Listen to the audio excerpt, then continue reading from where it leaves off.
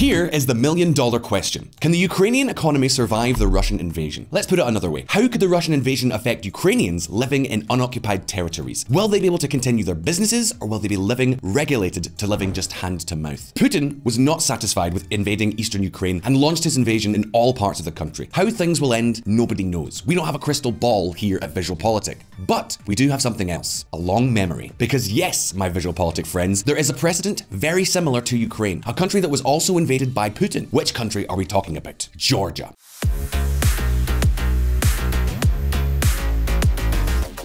And no, I'm not referring to the US state, but to the country Georgia with its capital in Tbilisi. Does this mean the Ukrainians are going to suffer the same fate as the Georgians? No, but you can't deny there are a lot of similarities. What's more, Georgia can teach us a lot of lessons. If you are a digital nomad or someone who is interested in that kind of lifestyle, you've probably heard this country mentioned 1,000 times. It is one of the trendiest destinations for small entrepreneurs and digital nomads. Almost as trendy as our unique t-shirts. T-shirts that are part of our exclusive merchandising. Well, that's merchandising that is not for sale. The only way to get one is to by joining our Patreon patron scheme at level 3 or above. I mean, come on, these t-shirts are really exclusive. All the designs are created by us. In other words, if you join VisualPolitik's Patreon, you will not only help this project go ahead with all the independence and rigor that you like so much, but you'll also get access to these cool threads with our political weekly analyst newsletter as well, which is a real treat. But let's get back to today's story.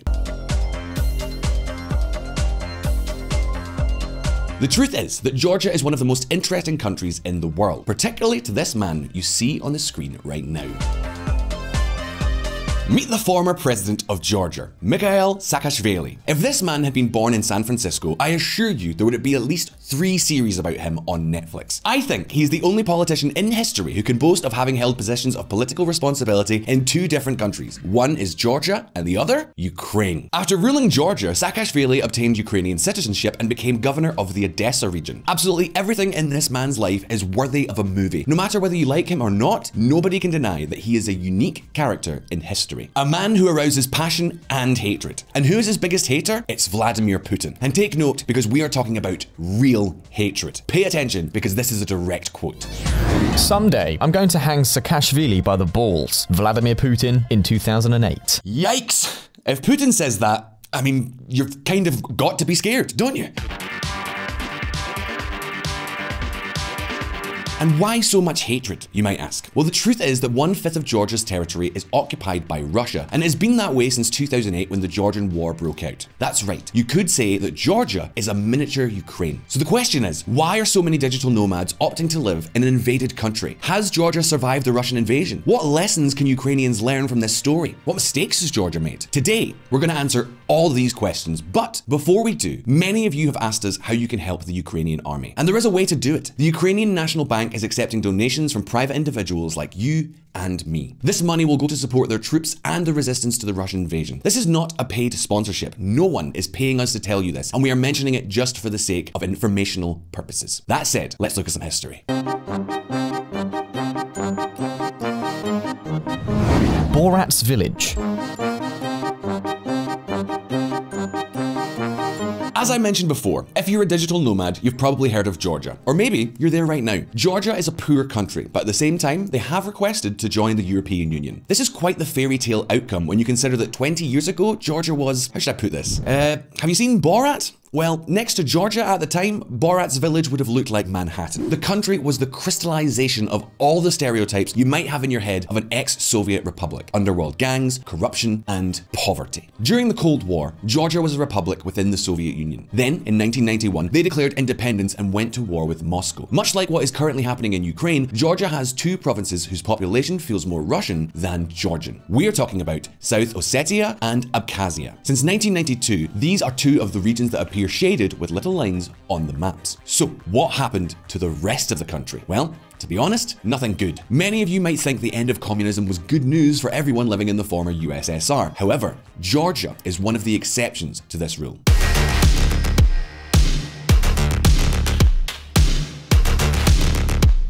To give you an idea, in just 10 years, Georgia's GDP fell to less than half. What's more, this country continues to suffer harsh population loss. In 1989, Georgia had about 5 million inhabitants. Now, it's down to 3.7 million. So how could things go wrong in this place, you might ask? I mean, think about it. In the 1990s, Georgia became the perfect breeding ground for organized crime and corrupt politicians, but that's not all. What little industry there was in the country came from Moscow. Once they became independent, all those factories closed down. To give you an idea, during the 1990s, the main Georgian export was the scrap metal left behind by the Soviets in the iron and the steel factories. That's right, Georgia's main export was the metal scraps left over from the factories that had just been closed down. With this one fact, you can imagine what the country was like. Then again, it's not surprising. We are talking about the Caucasus region. All the countries and regions in this area are the same or worse. In this region, there's Azerbaijan, Armenia, Chechnya. I mean, come on, we're talking about one of the most shadowy areas on the planet. However, Georgia's destiny changed forever in 2003. What happened at that time, you might ask? Well, we're going to look at that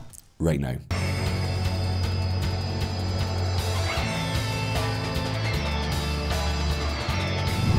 The Rose Revolution.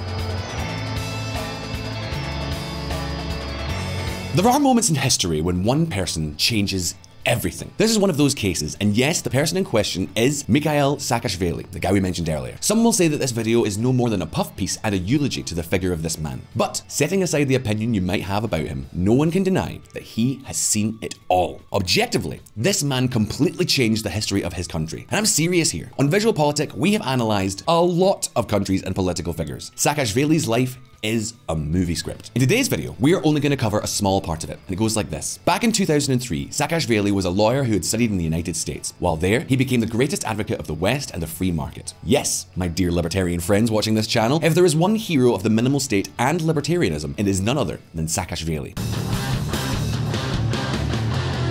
In 2003, he led what we would call the most successful libertarian revolution of the last 100 years, the Rose Revolution. Let's admit one thing here. The way he came to power was not the most democratic in the world. But let's remember that Georgia was something like Borat's village, but turned up to 11. In any case, Saakashvili came to power with one promise: to turn Georgia into a free market paradise. That means anti-corruption, low taxes, and free trade agreements with the whole world. To give you an idea, his reforms were so radical that even the International Monetary Fund stopped lending money to the country. And why did they do that, you might ask? Because they thought that, with such low taxes, the country would be unable to pay back its loans. However, that's not what happened. Look at this graph. There you have it. Georgia has one of the most minimalist tax systems in the world. Remember our video about Estonia we did a little while ago? Well, Georgia follows an almost identical model. Add to that the free trade agreements and a cleanup of state resources. To give you an idea, Saakashvili even fired more than 16,000 corrupt policemen in the first years of his leadership. I know what you're thinking. This kind of sounds like VisualPolitik's dream, doesn't it? I mean, yeah, it does. Of course, to many of you, it will sound like a horrible government program. But the truth is that the data speaks for itself. Between 2004 and 2007, Georgia's GDP grew by 35%, and international investment poured into the country. For example, it was in 2007 that Ferrero, the brand that manufactures Nutella, opened a plant in the country to process hazelnuts. That's right, one of Georgia's main exports is nuts. Nuts and wine. Georgia is known as the birthplace of wine. So within a few years, this country was exporting hazelnuts and wine like there was no tomorrow. And I know what you're thinking, that's the primary sector? Where's the industry? And yeah, you are right, but remember that Georgia came from being less than Borat's village. The important thing is that the country was on the right track. It was the star of the Caucasus. And then, that's when misfortune struck. Check this out. Putin's first victims.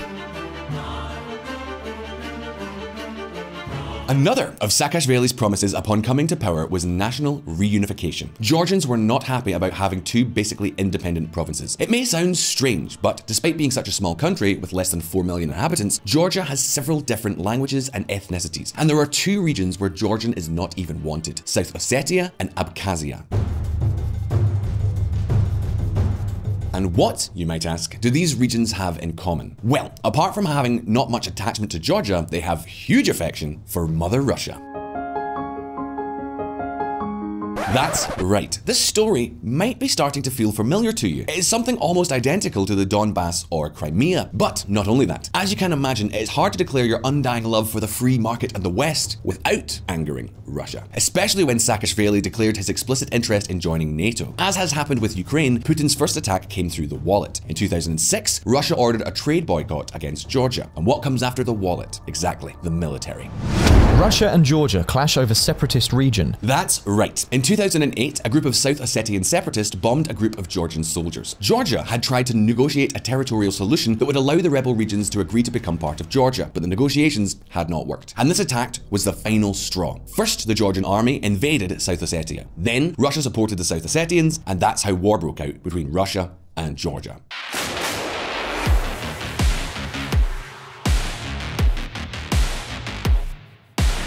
Like the war in Ukraine, Russia also reached the capital of Georgia. In fact, just like what happened in Kiev, the Russians also bombed the airport of the capital, Tbilisi. In just 12 days, Russia occupied almost the entire country, including parts with anti-Russian populations. Of course, there are now several differences between Ukraine and Georgia. First of all, the Ukrainian army has had almost 8 years to prepare for invasion. We've already talked about this in many VisualPolitik videos. However, Georgia is also a much smaller country with a smaller army, making it ultimately easier to conquer. Invading all of Ukraine would take much longer than 12 days. The second difference is that the Ukrainian war has been much more deadly. Unlike Georgia, a big share of Ukrainian territory is already devastated and it's only getting worse and worse. This said, there are still some parallels between these two stories. In any case, what happened in Georgia in the end?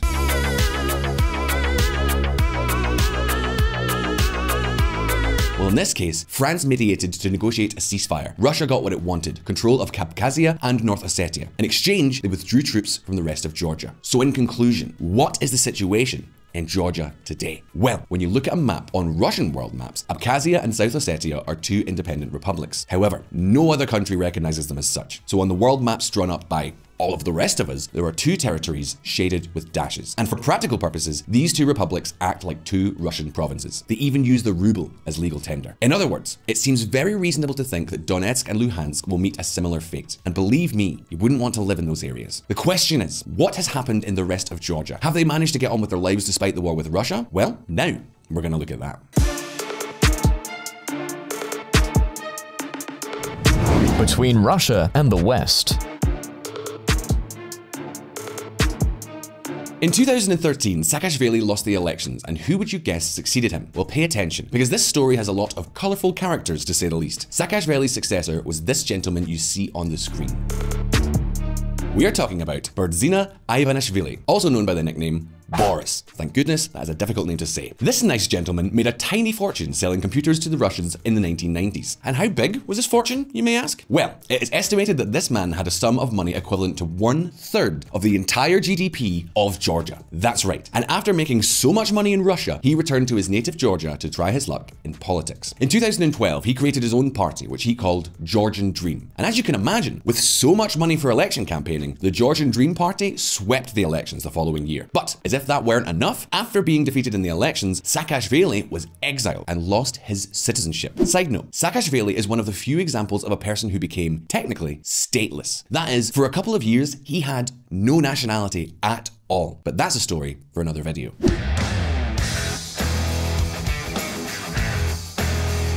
In any case, since 2013, Ivanishvili's party has dominated Georgian politics. And what ideology did this party have? Well, as you can imagine, Georgian Dream is as pro-Russian as a party can be in Georgia, which is to say, not much. As you might expect, most Georgians don't want to see Russia have even the slightest presence. It is the country they are technically still at war with. However, Ivanishvili is pro-Russian enough to pull off things like this.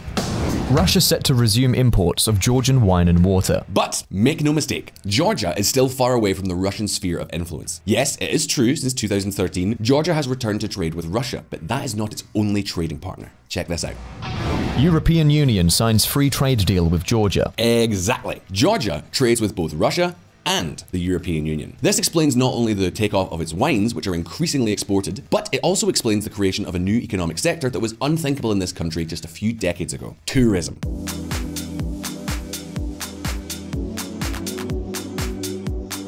And I know what you're thinking. Tourism? Who would want to go on vacation to a country that is at war? Well, look at this graph.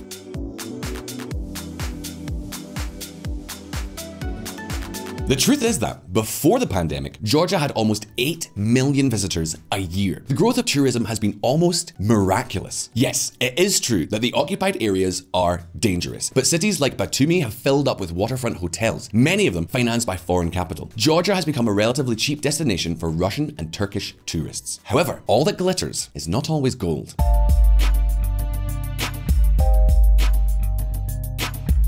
Yes, it is true, Georgia today is much better off than it was 20 years ago. However, the country still maintains a 17% unemployment rate. In the last decade, they have hardly invested in education, and as a result, it is difficult for high value-added companies to emerge. There is no well-trained workforce. Not to mention that the system is becoming increasingly authoritarian. In fact, in 2021, they put Saakashvili in jail for rather obscure reasons, and Russia is still pushing to bring Georgia back into its sphere of influence. Then again, the Russian invasion of Ukraine might just change this trend. And just some days before making this video, Georgia has made an official request to enter both the EU and NATO. Shall they go through? At this time, it's really impossible to tell. However, one thing is certain. There are many lessons to be learned from Georgia. Sure, the Ukrainian economy will have a much longer path to recovery because, as we said, the share of the country is already devastated. Then again, Georgia proves that even under a Russian invasion, you can restore your economy. The question is, what can Ukraine learn from Georgia? Is it possible for the western part of Ukraine to become a model economy attracting investments? Will we see a tourism boom in Kiev? Could innovative industries emerge in Ukraine, despite the country being at war with Russia? You can leave me your answers in the comments below. As always, don't forget that here at VisualPolitik, we release new videos every week. So subscribe to this channel and hit the little bell button down there so you don't miss any of our updates. If you like this video, like it so we know, and I'll see you next time.